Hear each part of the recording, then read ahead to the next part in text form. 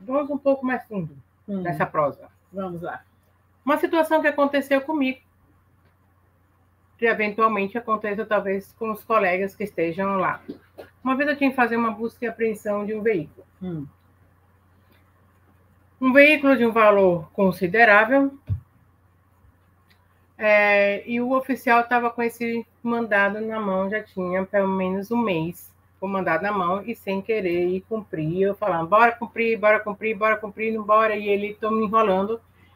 Aí eu montei todo o esquema para cumprir o mandado, não disse ao oficial que ia cumprir o mandado. Eu tinha medo do cumprimento do mandato também. Fui no batalhão responsável pela área. Conversei com os policiais, tal, expliquei a situação. Disponibilizaram uma viatura para acompanhar o cumprimento do mandato. Mas o oficial de justiça estava junto. Isso foi antes. Eu combinei todo com... eu montei o esquema. Articulou tudo. Combinei com... Óbvio que o comandante perguntou, e o oficial, sabe? Sabe, claro, ele está sabendo de tudo. Ele concorda? Claro que ele concorda. Bem, combinei... Esse foi um jeitinho, mas um jeitinho bacana de ser feito, né? Porque o objetivo foi cumprido. Aí... combinei com a parte e tal, foi lá, a pessoa confirmou que o veículo estava lá, ficou uma pessoa lá olhando o veículo, para que o veículo não saísse, se saísse, avisasse para onde o veículo ia. No dia de todo o esquema montado, liguei para o oficial na véspera e falei, amanhã a gente precisa acertar os detalhes do cumprimento do mandato. Me encontre no estacionamento do Shopping X. Cheguei no estacionamento do shopping, abri a porta do carro e falei, entre aqui que a gente vai conversar. Abri a porta, ele entrou e eu arranquei.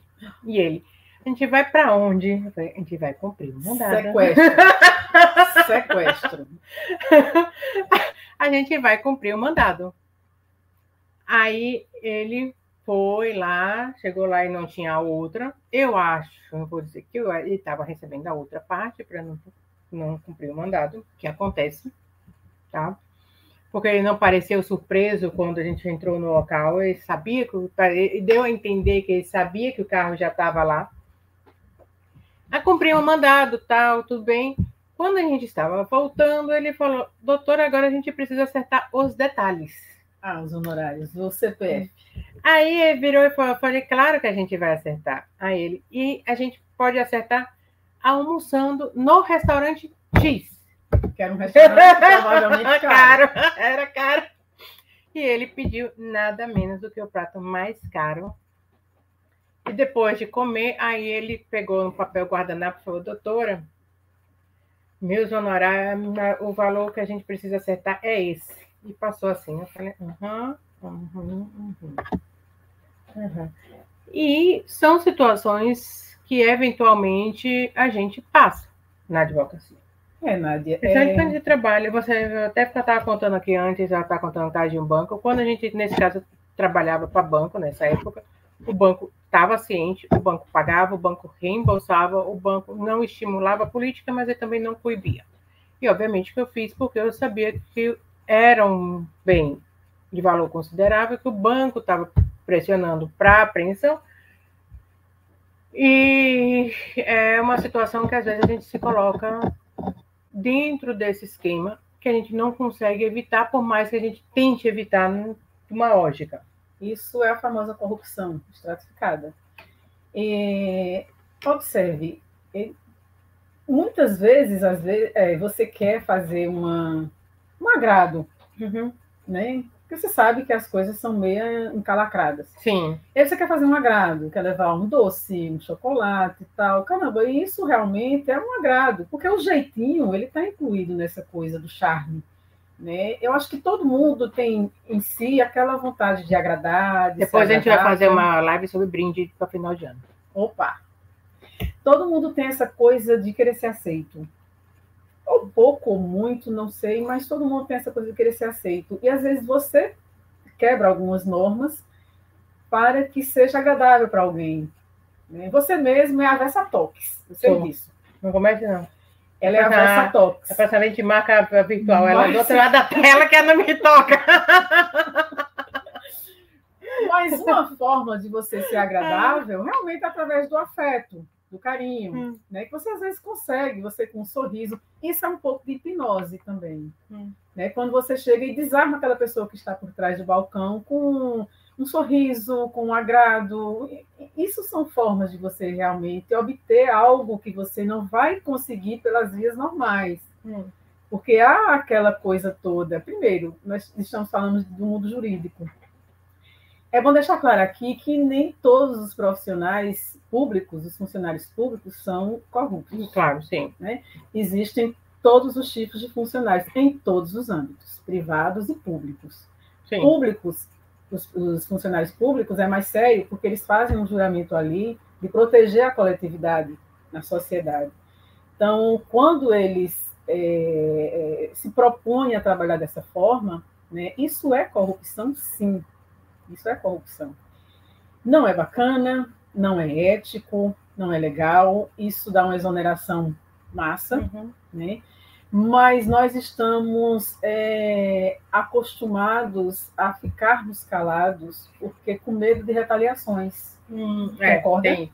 Tem retaliações. Tem. Então, é onde deve se discutir a ética profissional. Tem que uma vez uma amiga minha, advogada, juíza já, virou juíza, mas ela disse que parou de advogar porque um juiz de um processo dela pediu propina e ela disse que não ia pagar, a parte também se recusou a pagar, acho que isso também envolve muita parte, não só advogado. E o processo dela foi engavetado e por 5 anos o processo não andou. Observe, você mesmo deu o exemplo agora, que você tinha uma busca e apreensão para fazer, né? Tudo ok, tudo correto lá, e por algum motivo ela não acontecia. Você teve que sair tirando do seu bolso, quando na realidade quem paga é o Estado. É o Estado. Né? E você desembolsou aquele traslado do oficial de justiça até lá. Né? Isso acontece. Repito, não são todos os casos. Tem profissionais sérios e tem profissionais corruptos. Na área privada e na área pública, tá? O dano é o mesmo, gente. O dano tanto faz. A partir do momento que você faz alguma coisa danosa para a sociedade, isso é corrupção. Isso é um ato antiético. Isso é passível de ser punido. Não, e corrupto são as duas partes. As duas partes, exatamente. Você tem a corrupção passiva e a corrupção ativa, exatamente. Você também é corrupto quando você aceita a pagar uma propina, sim, a dar um jeitinho, por exemplo, uma coisa que me surpreendeu, uma festa que eu fui aí, e... No meu caso já prescreveu, viu? Eu só contei a história porque já está prescrito o crime, tá? Ela não vai ser mais retaliada. Não, penalmente, talvez moralmente. Mas eu penso o seguinte, que isso hoje também não tem sido mais com tanta evolução, sempre vai haver. Mas observe, hoje todo mundo tem um celular. Tem. Hoje todo mundo tem uma arma que se chama celular. Onde você, às vezes, está gravando, e as pessoas estão inibidas hoje de cometer esse tipo de assédio. Né? Hoje é mais oculto. Hoje é mais oculto. Não é tão aberto quanto antes. Né? Mesmo sendo uma prova ilícita, porque uma gravação, quando a parte não sabe que está sendo gravada, é uma prova ilícita. Né? Então, fruto da árvore envenenada. Né? Então, mas ninguém está livre de estar com o celular